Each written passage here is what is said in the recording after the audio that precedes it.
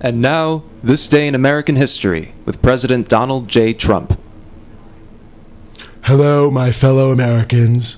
Today is May 10th, Cinco de Mayo, President's Day, when we celebrate President Andrew Jackson, great president, one of my favorite founding fathers, who kept the Native American white people safe from the Mexicans sneaking across our border. Founded the great state of Nashville, which I got to visit recently. Lovely place. Wanted to stop the Civil War, but it turns out he couldn't, because he was dead. You know, I love our presidents, especially the current one. But not so much Alexander Hamilton, who is not a good president. I don't even know why he is on the $20 bill. Should be Jackson. Wrong. His people were not very nice to a very good man recently. My vice president, Jesus man. Bad, sick. Do you know that Abraham Lincoln was a Republican? Most people don't know that, but he was. Very good man. Would have prevented the Civil War, but then he was shot by Susan Rice, probably working for Crooked Hillary, we still don't know, investigate, while crossing the Delaware Water Gap, which started the Civil War because the northern aggressors fired missiles at Fort something. All because the freedom-loving people in the South didn't want to pay unfair taxes, so they dumped all the coffee into Baltimore Harbor. Bad, sick. My favorite president is Ronald Reagan. He is the only president to have served more than 2 terms because the people loved him so much, just like they do Donald J. Trump. He won the Great War, World War II, by inventing the nuclear bomb, great tool, and dropping it on the evil Germans. Then he saved the island of Bermuda from a communist takeover. Great place, Bermuda. I go there a lot to visit my money. President Reagan made the country great again by fixing our finances before Crooked Hillary's evil husband came in and spent all our money. Bad President Bill Clinton. That's why they threw him out of office. I don't like Democrat presidents, except, like my Fox friends, for Richard Nixon. Good man, very misunderstood. Victim of the liberal, fake news media that made up stories about something he did with his dog. Not many people know this, but Richard Nixon also invented the game of shuffleboard. We have great shuffleboard at Mar-a-Lago, right by all of our many wonderful, wonderful pools. The best. Though it is not a well-known fact that a 32-point shot in shuffleboard is not possible, cannot happen. I did it twice. Take it from me, Donald Trump. If Donald Trump says it, you can set it in stone. Well, that's all the 150 characters we have for today. Next week, we will talk about some great living Americans to watch out for, like this young Freddie Douglass, who I think is a real up-and-comer.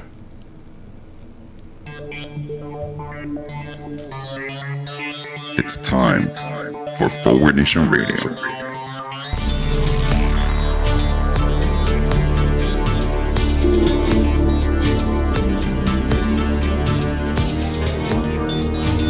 Now here he is, the host of Forward Nation Radio, David Leventhal. Welcome to Forward Nation Radio with me, David Leventhal, and a very badly impersonated President Donald J. Trump. On today's show, we are back in the studio. Hope you enjoyed our live show last week. We've got the dead show again this week. On today's show, we will start, as we always do, with a brief discussion, or not so brief, of the news. We will then take some listener questions, and we will be discussing the latest Russia news, and, if we have time, the Trump legacy, what he has already accomplished. Okay, let's get into the news. Starting right off, the big news of the day, late-breaking news, is the firing of FBI Director James Comey. We will have more on this story after the news and after the listener questions. It will be the first story that we delve into deeply. Also, just to briefly mention, the President of the United States, Donald J. Trump, publicly called for a government shutdown. Government shutdowns are not good things. We talked about it a little bit last week or the week before.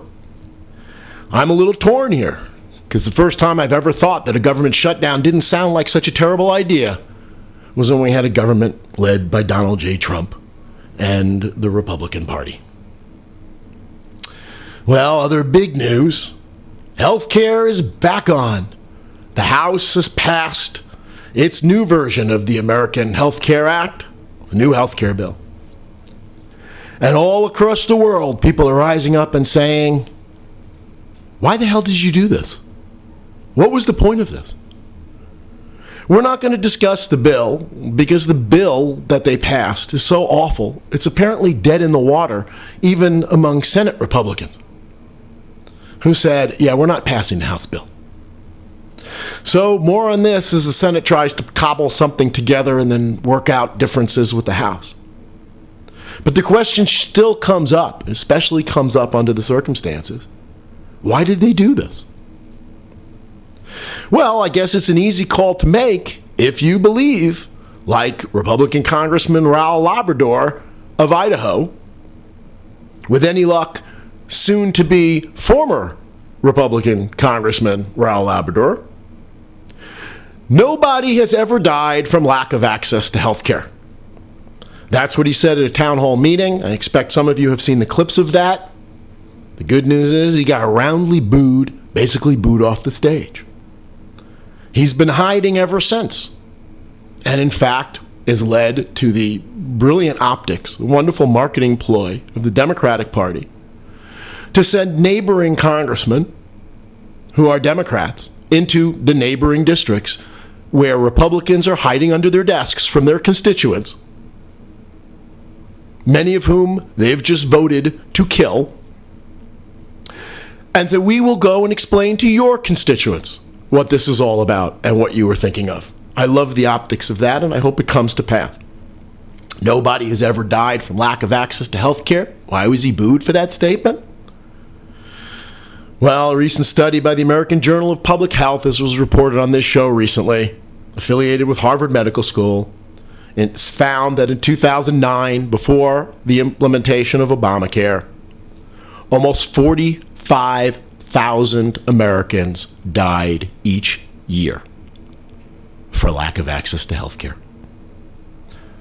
I'm going to pause for a second and just let that sink in.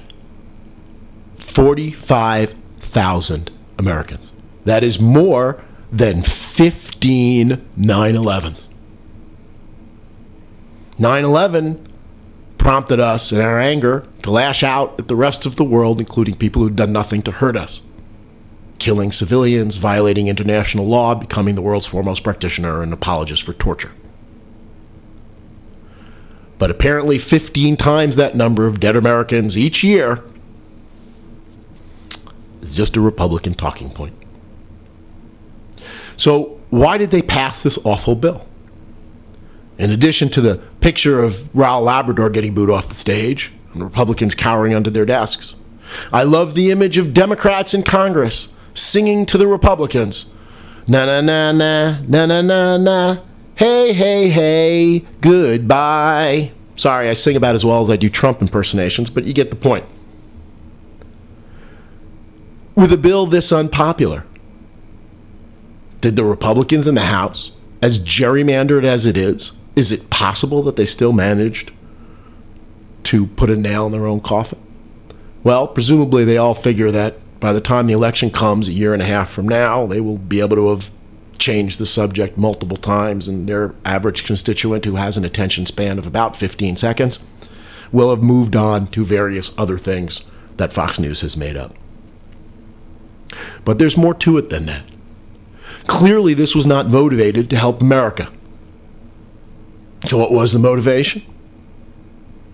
This really says something about the people running this country. Donald Trump's motivation was to say he did it.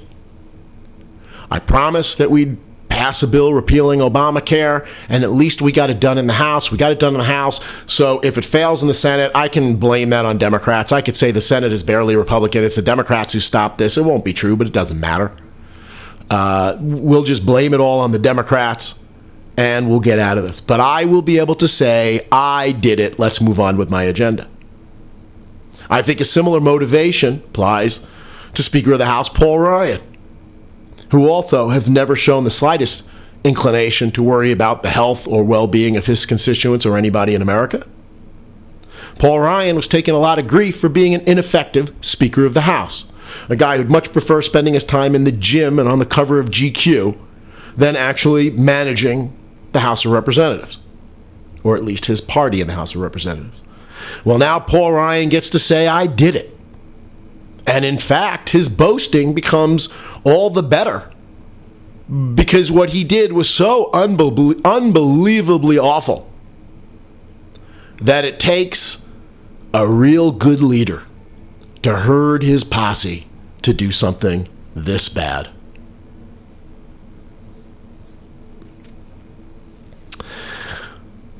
We will obviously have more on this story as it develops over time. But this is really pathetic. Also in the news, on a lighter front, the French election. Yes, we headed off right-wing populism. The people of France once again demonstrated their intellectual superiority to Americans. At least that according to humorist Andy Borowitz, who had a great piece in the New Yorker about, as he often does, about French now being able to continue saying we are intellectually superior to Americans. Well, they've earned that right. He also points out in his piece, however, that that's setting an awfully low bar. And there's not necessarily a whole lot of satisfaction among the French because proving yourself intellectually superior to Americans is kind of like outsmarting your dog. It's probably just not that satisfying. And when I say Americans, of course, I don't mean all of us. Certainly I don't mean you, the listener of Forward Nation Radio. You know who I'm referring to. What was also interesting about the French election, stemming the tide of right-wing racist populism by giving Marine Le Pen a stunning loss, far worse than was predicted,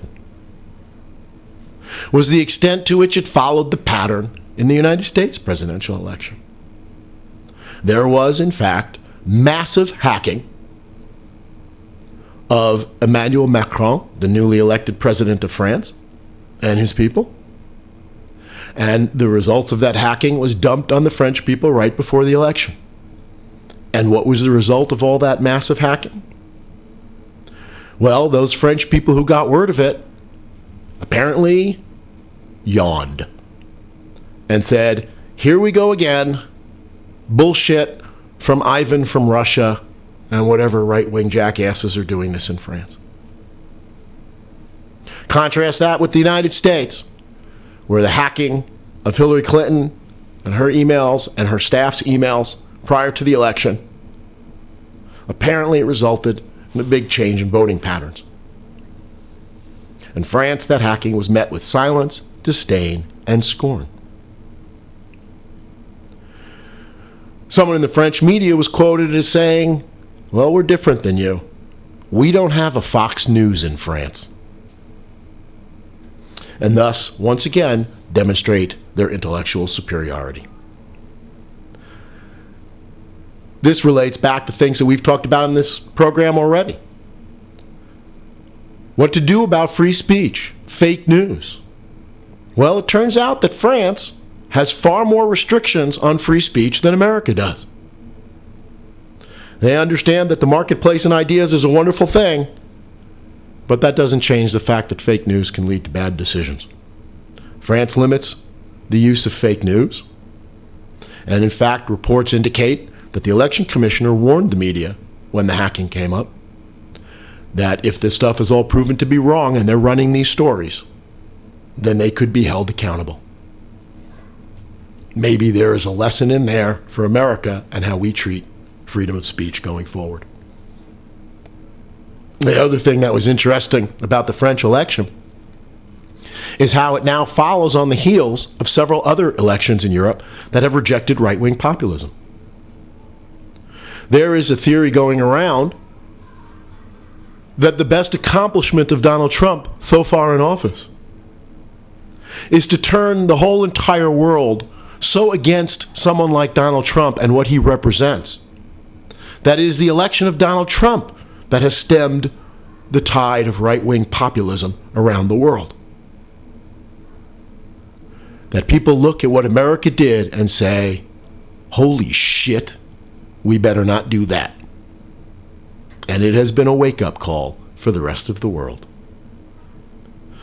So whatever happens in the future, my listeners can say that David Leventhal has said something good about Donald Trump, so to speak.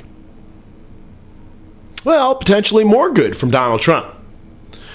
The Trump economic success has been trickling down. Not very far down, but it's at least trickling down to the Kushner family. This has been a fun news story.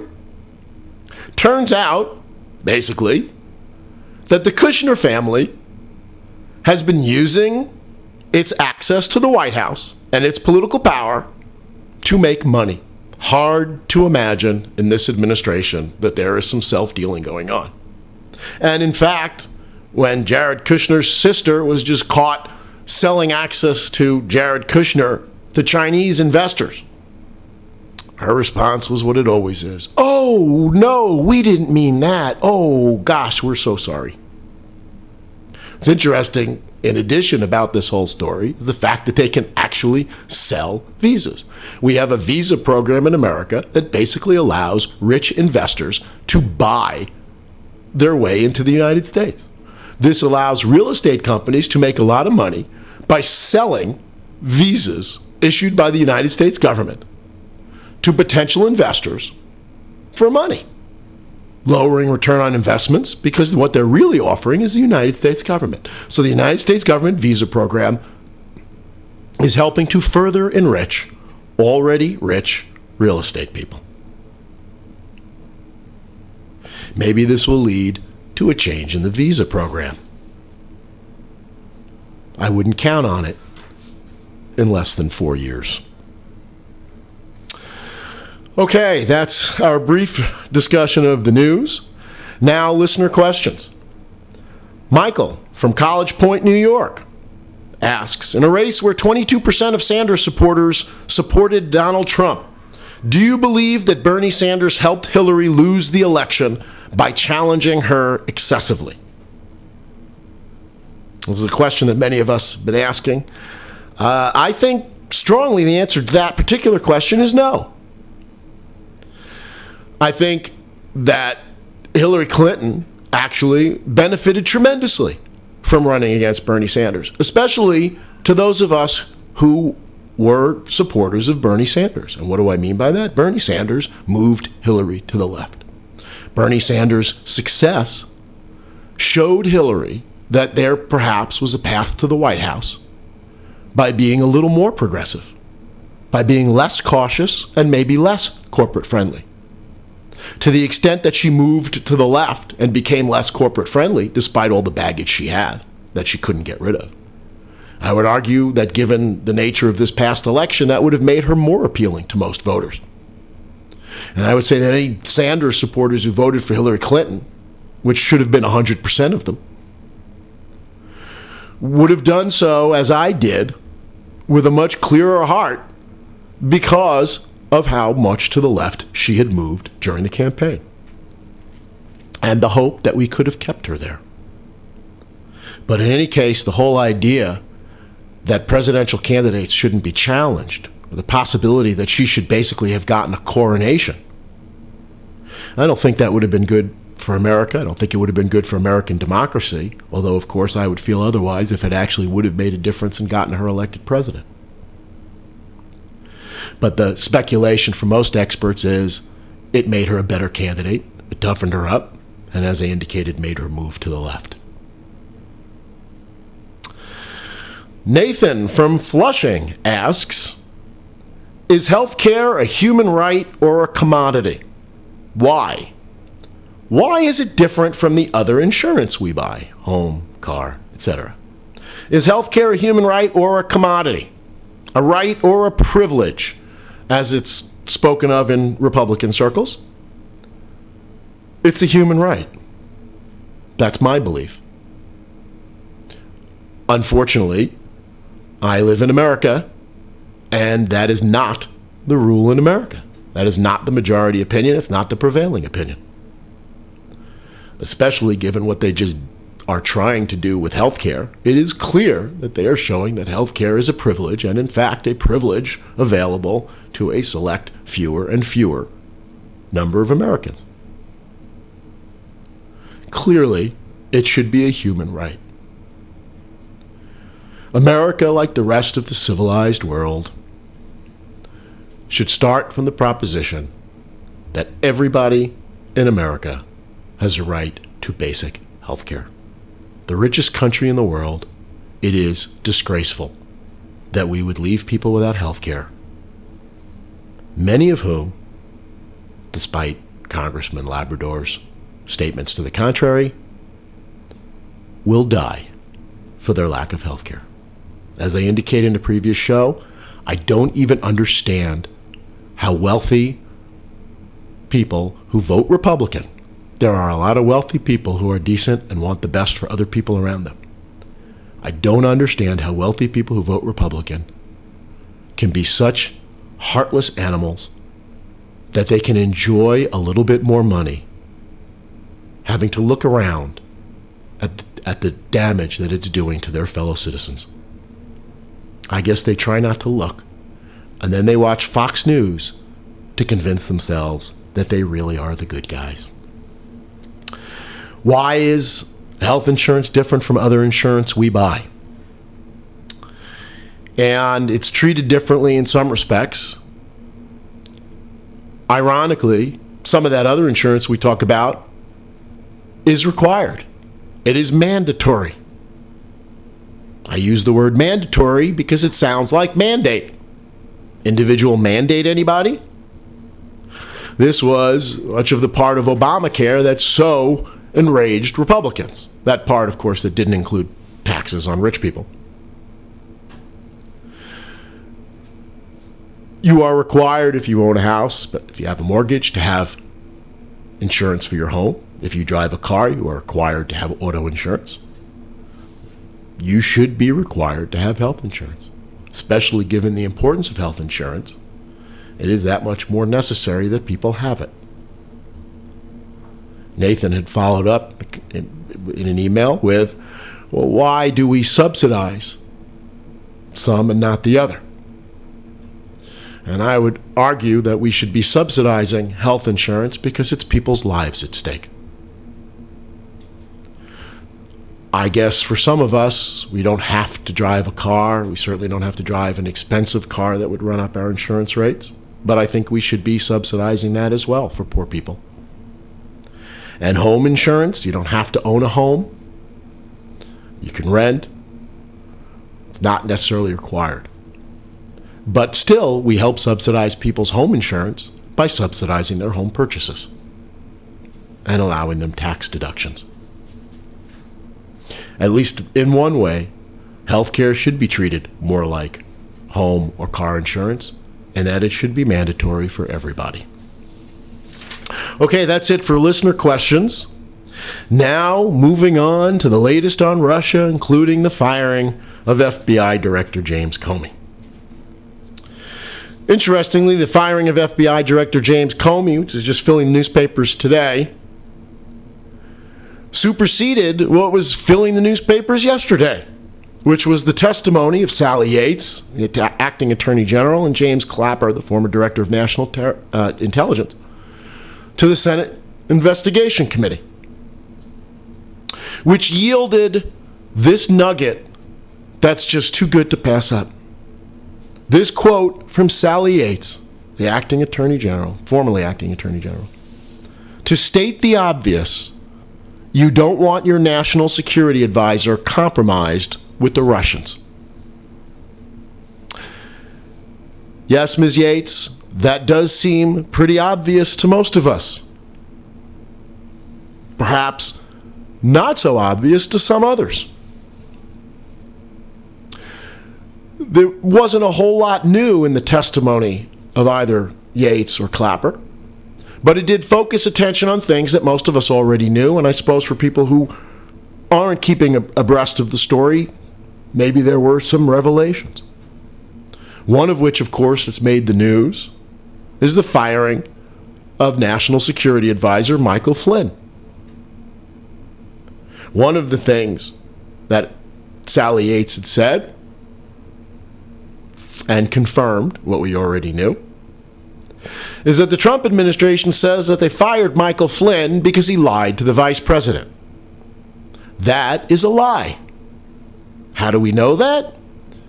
Well, he lied to the vice president almost 3 weeks before he was fired.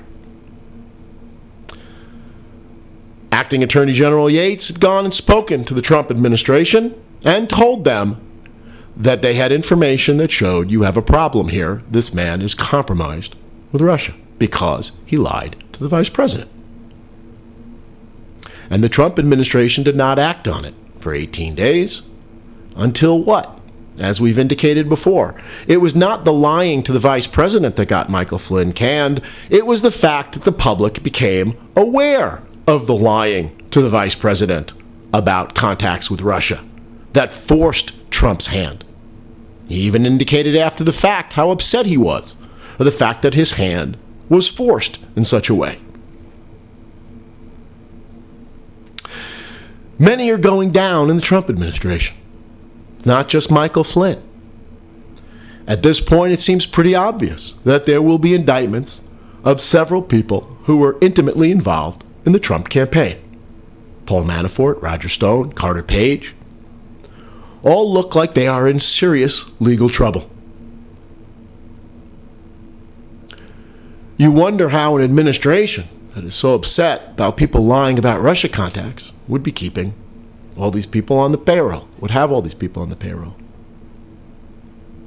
How is it that this could happen, that the National Security Advisor was someone who was compromised with the Russians, using Sally Yates' term? The most charitable explanation for the Trump administration, and I mean this, the most charitable explanation, is that they are so goddamn incompetent that they couldn't do a basic background check on this guy and find out what apparently was pretty well-known information. And all these other guys who were compromised, who were involved with Russia, and who were lying about their connections. The most charitable explanation is that they are so incompetent that they couldn't even get this right. The less charitable explanation, of course, is that this is all part of a broader conspiracy that goes further, whether it goes to President Donald Trump or not. Hopefully someday we will find out.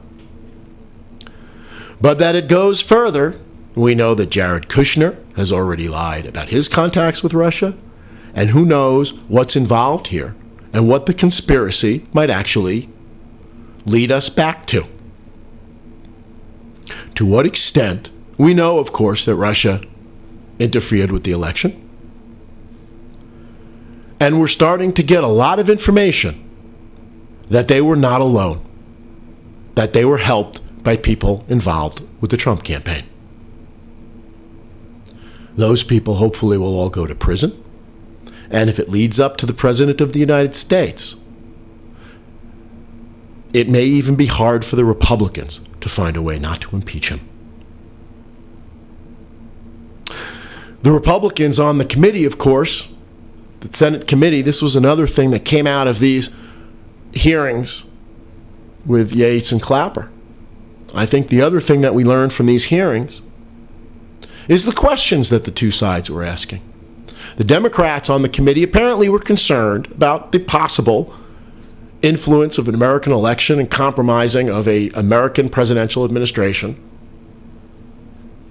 by Russia, a foreign rival.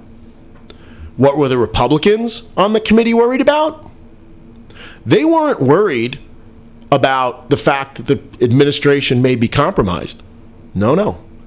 They were worried about the fact that the public knows the administration might have been compromised. In other words, the concern isn't about the crime, it's about the leaking.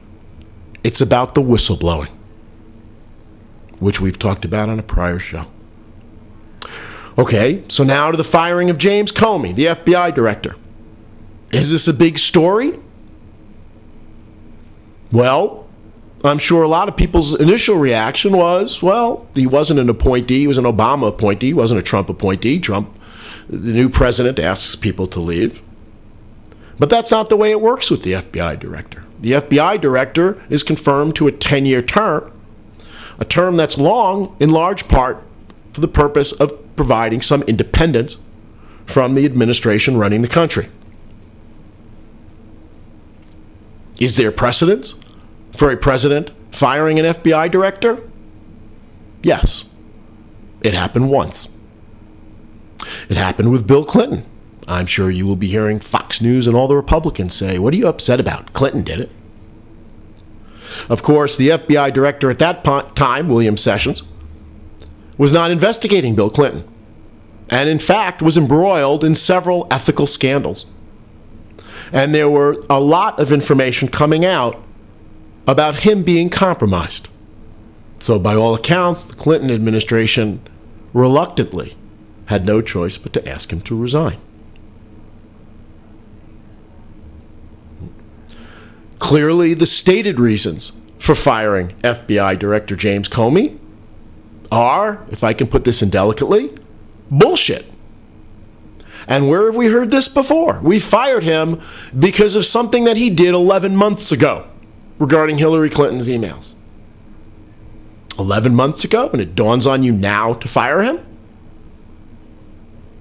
Or we fired him for the story he leaked right before the election that angered Democrats about the continuing investigation of Clinton's emails, which Donald Trump had already praised his decision to do that, so that one's kind of hard to fly. The lies about why they fired James Comey don't have a lot of legs, in large part because the President of the United States is such a fucking moron that in his letter firing James Comey, he specifically referenced the Russia investigation. Not, gee, I'm firing you because you're investigating me, but I'm firing you, gee, despite the fact that I know you've said some good things about me regarding the Russia investigation, which apparently, by the way, didn't really even say. It says something about the reasons for firing James Comey, that he was fired. Don't tell Fox News, apparently they are running reports that he resigned, or at least had been after it happened. But he did not resign. Normally, that's the process. The president goes to the FBI director and gives it, or whoever else, not the FBI director, but whoever's being fired, and gives them the opportunity to resign rather than be fired. This opportunity was not granted to James Comey. There seems to be a lot of anger there. Why would there be anger? Well, Republican sources seem to be confirming to news sources why the anger is there. And the anger is there because James Comey apparently would not be counted upon to toe the party line. In fact, he was apparently conducting an investigation. The Trump administration didn't want an investigation. They wanted a cover-up. They wanted it to be swept under the rug. James Comey, a Republican, in fact, had been known for his independence. That's why Barack Obama, in part a Democrat, decided to nominate him for head director of the FBI. In fact, Comey's claim to fame was when he was Assistant Attorney General in the Bush administration under Attorney General John Ashcroft, that when the Republicans wanted the Attorney General to sign off on spying that they planned on doing that was against the law, at the time, James Comey was the acting AG because AG Ashcroft was in his hospital bed recuperating from surgery. and apparently in a bit of a stupor. James Comey would not give the permission that the administration wanted, leading to the comical scene of Bush's chief of staff and other members of his inner circle racing to John Ashcroft's hospital bed. In fact, racing James Comey to John Ashcroft's hospital bed to get to the barely sentient Ashcroft to get him to sign off on the policy, which in his one shining moment of life, he wouldn't do. As is clear in the House committee, the Senate committee, the Republicans want their investigators not to investigate, or to investigate leaking, but not something that would actually lead to collusion with Russia. This raises the issue of loyalty, which we've talked about in the past. What does it mean to be a loyal American? What does it mean to be a loyal FBI director? If you are appointed to a high spot in an administration by a president, to whom do you owe your loyalty? I think it's pretty straightforward for most of us. You owe your loyalty to the United States of America and to the people in it. But that is clearly not the way the Republicans see it. If you are in this administration, your loyalty is to Donald Trump and the Republicans, which they use to get Republicans to vote for health care changes. Your loyalty is to them, not to America. You need to understand how bad that is. Democrats, not quite as bad. And that's why Obama named Comey as FBI director, because he could be expected to be independent and do his job to at least a larger extent than the Republicans would allow. No, this seems to be mounting evidence of a criminal conspiracy at high levels of the Trump administration and the Trump transition. As we look for analogies and precedents for this big story, you are all reading about Richard Nixon and the Saturday Night Massacre, where an independent prosecutor was installed to investigate Watergate and the president's role in Watergate. When he started getting too close and not showing his loyalty to the president, or not showing his loyalty to the president, but showing his loyalty to the country, Nixon ordered his attorney general to fire him. His attorney general refused and was fired. So the deputy attorney general was ordered to fire him. The deputy attorney general refused and was fired by Nixon. The next in line, number 3, stepped up to the plate and was willing to fire the independent prosecutor, Archibald Cox. But that led to such a scandal that it helped bring down the Nixon administration, leading to the famous phrase of how it's not the crime, it's the cover-up. And it may be here as well.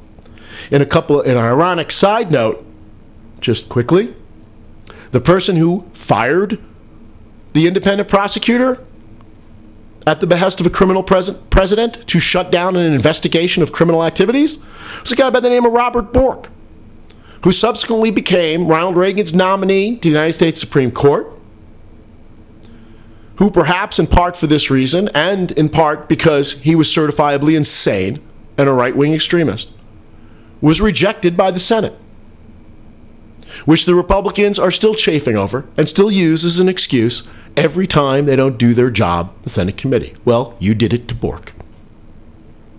It's funny how these people just never go away forever. When asked about all this, Kellyanne Conway said, "Oh, who the fuck cares what Kellyanne Conway says? It's being reported in the paper and on the news, but at this point in time, why is anybody reporting on any of this?"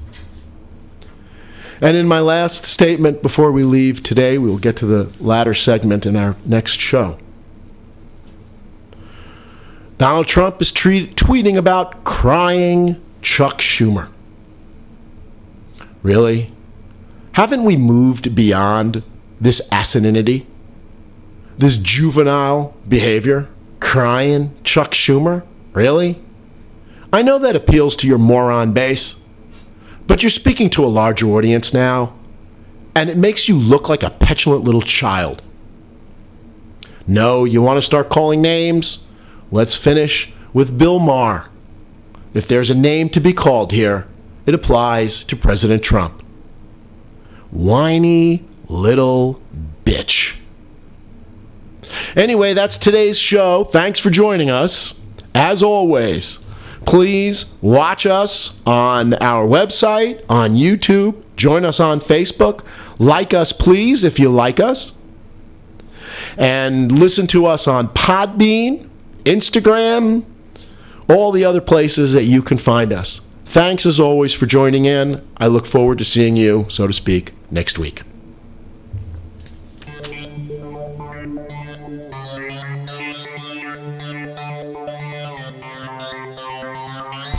You've been listening to Forward Nation Radio with David Leventhal.